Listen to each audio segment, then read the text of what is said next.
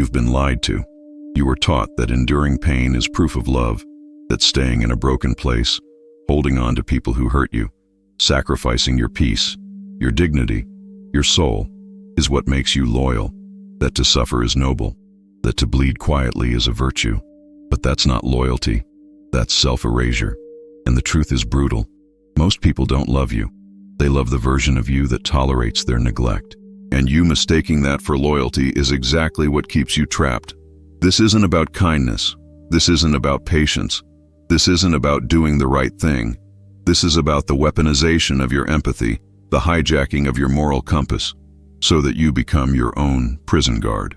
You think you're being strong. You're being conditioned. And here's the twist no one tells you. The more pain you tolerate in the name of loyalty, the more invisible you become. Because in a world that worships usefulness, your suffering doesn't make you valuable. It makes you disposable. This message is not for everyone. This is for those who have bent until they broke. Those who have stayed where they were only tolerated, not loved. Those who mistook endurance for honor and woke up empty. Forget everything you were taught about loyalty. Forget the tearful speeches, the family guilt, the fake morality of standing by someone no matter what. That's not virtue. That's indoctrination. And Nietzsche warned us long ago. To live is to suffer. To survive is to find some meaning in the suffering. But he never said to make your identity out of it. You weren't born to carry other people's sins like it's sacred duty. You weren't born to turn your spine into someone else's ladder. If your loyalty costs you yourself, it's treason. You've been applauded for bleeding quietly. You've been celebrated for being resilient. But resilience without boundaries is just slow self-destruction. And the system, family, religion, culture, they've all profited from your confusion. This isn't just psychological, it's philosophical. You've confused pain with proof. You've confused staying with strength. You've confused suffering with loyalty. And now it's time to break the spell. Because what's coming next isn't gentle. It's not easy, but it's necessary if you want to reclaim your life. This is a war, not a relationship. And in war, blind loyalty is how soldiers die. In the next section, we'll tear the mask off this illusion. We'll enter the battlefield Nietzsche warned us about, the war between values we inherited and the values we must choose if we want to live free. But first ask yourself, is your loyalty healing you or hiding you from the truth? Loyalty is not a sanctuary. It is a battlefield. And most people have no idea they're marching into war unarmed, holding a flag that says, "I'll never leave you," while the other side is already loading the gun. Let's be clear, you were not born loyal. You were trained to be, conditioned through repetition, silence, and praise for being the one who sticks around. Loyalty became your armor, not to protect yourself, but to survive rejection. But Nietzsche would have laughed, or maybe cried, at the way modern culture defines loyalty. He saw loyalty not as blind obedience, not as martyrdom, but as a conscious alignment with what enhances your power, your vitality, your will to live. In Beyond Good and Evil, Nietzsche dismantles the lie that morality must always be about sacrifice. He writes, "The noble soul has reverence for itself." What does that mean? It means that loyalty without reverence for oneself is slavery. It means that suffering without meaning is decay. It means that your loyalty, when directed outward without first being anchored inward, becomes a weapon against you. But we're told the opposite, aren't we? From childhood, we're praised when we forgive endlessly, when we stay, when we endure, when we silence our needs to keep the family intact, when we take the blame to avoid conflict. That's not love. That's not virtue. That's emotional war disguised as tradition. And you've been trained to believe that retreating is cowardice, that boundaries are betrayal, that silence is strength. But Nietzsche knew the individual must rebel, not against people, but against the false values that reduce them to tools. If you don't rebel, you rot. And rot is exactly what blind loyalty produces. A quiet, slow death, where your identity is swallowed by the needs of others, and you call it love. Let's extend the metaphor Nietzsche demands. This isn't a family dinner. It's a battlefield. But unlike the wars of swords and bullets, this battlefield is made of expectations, guilt, and silence. And you, the so-called loyal one, are drafted without consent. Every time you swallow pain to keep the peace, Every time you excuse abuse as they didn't mean it. Every time you convince yourself to stay, you bleed. But you don't call it war. You call it duty. And that's how they win. Nietzsche teaches that the greatest danger is not chaos. It's comfort. The comfort of believing you're good because you're suffering. The comfort of being needed because you're broken. The comfort of sacrificing yourself so others don't have to confront their failures. But that's not comfort. That's sedation. A slow death in service of values that aren't yours. In the Genealogy of Morals, Nietzsche dissects this very illusion.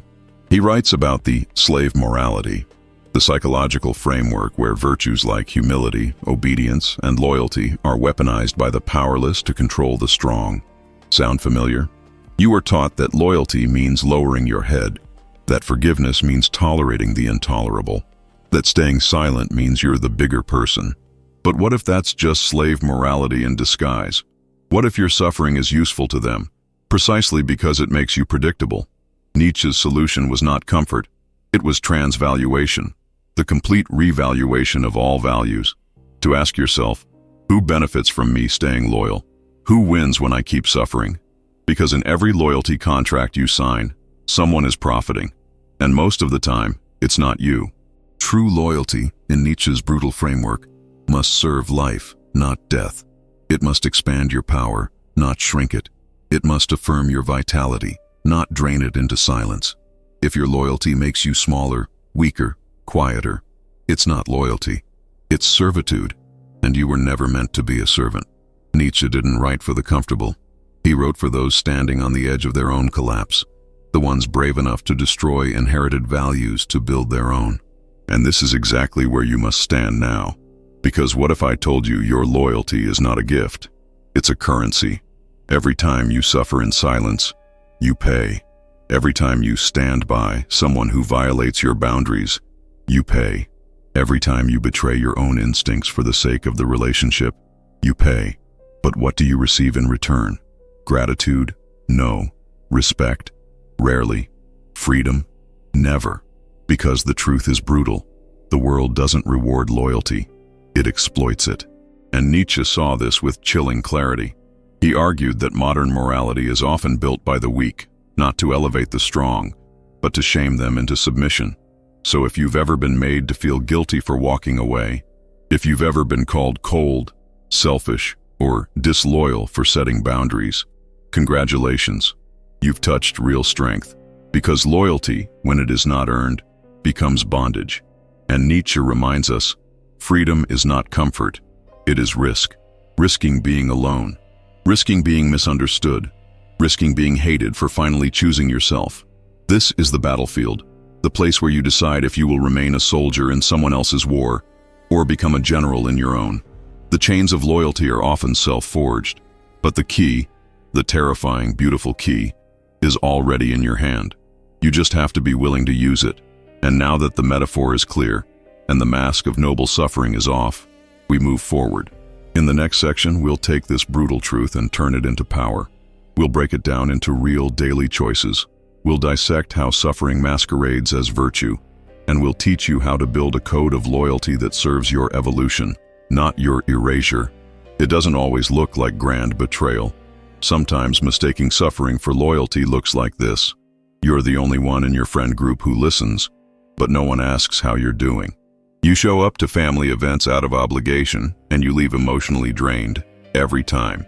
You're in a relationship where you manage everything, the emotions, the schedules, the conflicts, but they get the credit for trying. You lie awake at night thinking, if I leave, who will take care of them? Even though no one takes care of you. This isn't random. This is programming. You've been rewarded for being the strong one, the dependable one, the one who sacrifices, smiles, endures. And every time you collapse inward, every time you absorb what should have been deflected, you're told you're so loyal. But what's really happening is this. You've built a self-image around being the one who doesn't leave, and that identity is killing you. You don't say no, because saying no feels like betrayal. You don't ask for help, because you've equated need with weakness. You don't walk away, because deep down, you've linked suffering to worth. This shows up everywhere. At work, where you overperform to prove you belong.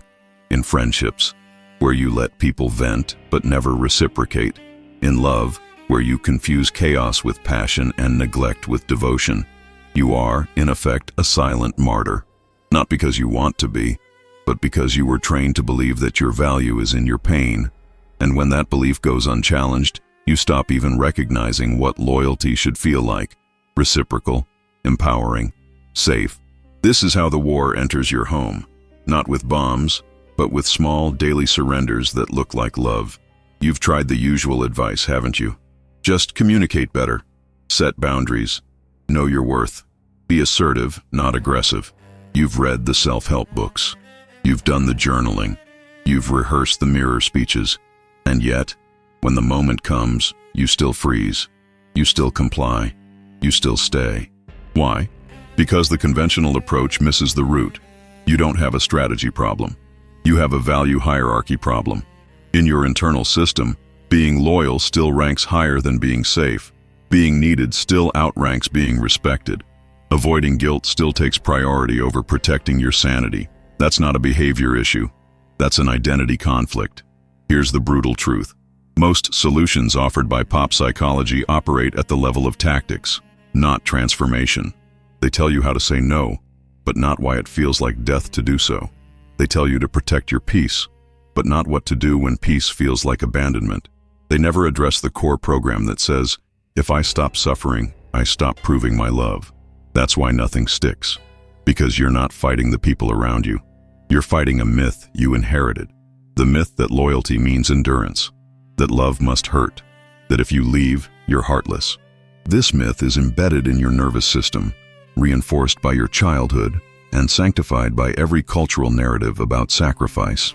The real reason conventional methods fail is because they ask you to choose yourself, but they don't teach you to grieve the version of you that only knew how to survive by pleasing. And without that grief, that inner death, no boundary will hold. That's why this isn't a surface correction. It's a reconstruction of your values. And it starts by asking a dangerous question. What if I've been loyal to everyone but myself? Rewiring your loyalty starts with a violent act of honesty. You must redefine what loyalty actually means and who deserves it. Not everyone qualifies. Not every bond is sacred. Not every promise made in fear is worth honoring. So here's the framework. 1. Loyalty must begin with self-reverence. If your loyalty doesn't start with protecting your peace, it will always end with violating it. Every day ask yourself, does this decision honor my energy, my truth, my sanity? If not, the answer is no. Without apology, without explanation. 2. Pain is not proof. Start tracking the moments where you feel discomfort, not to endure it, but to question it. Are you doing this because it's right, or because you fear being seen as selfish? Are you staying because there's growth, or because you feel guilt for leaving? Train yourself to distrust automatic suffering. Because not all discomfort is growth. Some is just compliance with an outdated code. 3. Create a loyalty audit. Take a blank sheet of paper. Write down the names, groups, commitments, and habits you currently serve. Then answer, is this loyalty reciprocal? Does it empower me? Or does it drain and diminish me? Cut without mercy. Nietzsche said, the snake which cannot cast its skin must die. This is how you molt. 4. Ritualize non-compliance. Every week, do something that defies the script you were handed. Say no without softening it. Leave a conversation that feels exploitative. Challenge a dynamic where you're expected to disappear. Build the muscle of resistance, because loyalty without resistance is slavery with nice branding. 5.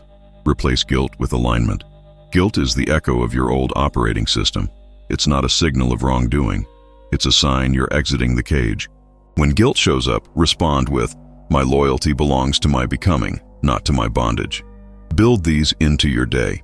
Practice them like war drills, because that's what they are, strategic operations in the war to reclaim your life.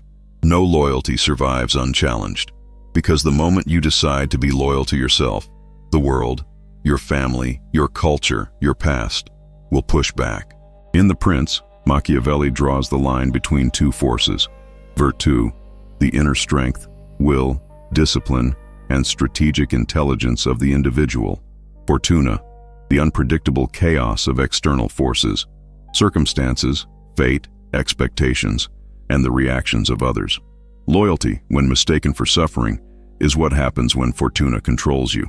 You endure toxic people because it's just how they are. You silence yourself at work because it's not worth the risk. You stay in draining friendships because they've been there forever. That's fortuna winning. That's submission disguised as nobility. But when you reclaim your loyalty and aim it inward, you declare virtù as your commander. You stop reacting and start choosing. You stop explaining and start acting. You stop asking, will they be mad? And start asking, will this cost me my self-respect? Of course, the battle is brutal, because fortuna isn't just bad luck. It's also the guilt-tripped phone call from your mother. It's the panicked apology from the partner who only changes when you threaten to leave.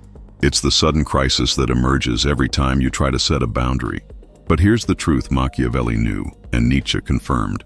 Fortuna can be resisted, but only by those willing to act with ruthless inner clarity.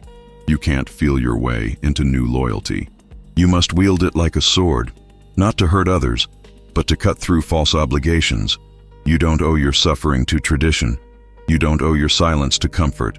You don't owe your presence to those who trade love for control. Loyalty without virtù is a leash.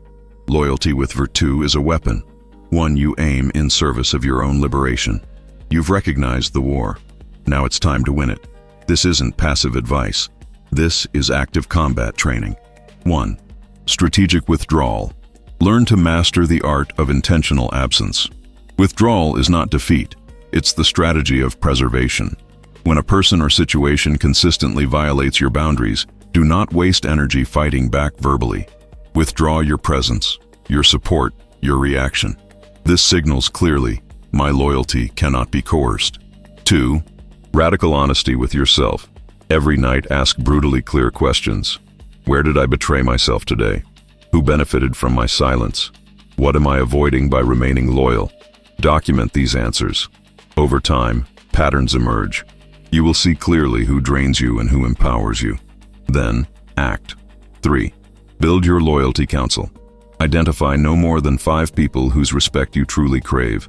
People who understand your value without needing proof. Tell them your new definition of loyalty. Make these your confidants and accountability partners. This is your war council. Surround yourself with those who have their own virtù, who will sharpen you rather than dull your blade. 4. Anticipate the counterattack. Every act of self-loyalty will provoke resistance. People who benefited from your compliance will accuse you of selfishness or betrayal. Expect this. Prepare for it. Develop a calm, strategic response, something brutally direct yet emotionally neutral, such as, I understand your reaction, but I won't negotiate my dignity. I see you're upset. My boundaries aren't negotiable. This strips away manipulation. 5. Turn pain into intelligence. Never let suffering pass without extracting wisdom. When you feel the impulse to compromise again, pause and interrogate it fiercely. Who does this serve, my true self or my fear? Am I responding from habit or clarity? If I choose loyalty to myself here, what will that look like practically? Transform each moment of pain into tactical knowledge. Soon every wound becomes a source of strength, every scar a strategic lesson. The goal isn't just self-protection, it's self-domination. Not dominance over others, but supreme authority over your choices, your energy, your life. This is loyalty reborn. Nietzschean loyalty, not blind devotion, but fierce, strategic allegiance to the person you are becoming. Now that you've seen the battlefield clearly, it's time to choose your side. Knowledge without action is cowardice. Understanding without commitment is betrayal. The truth you carry is a weapon, but it only fires when you pull the trigger. So here's the challenge. Declare your loyalty, but make it unapologetically clear who you serve. Write it down, say it aloud, post it in the comments below. Write, I am the general of my own war. Make it a promise, not just to yourself, but to the world. Because loyalty is not a quiet act.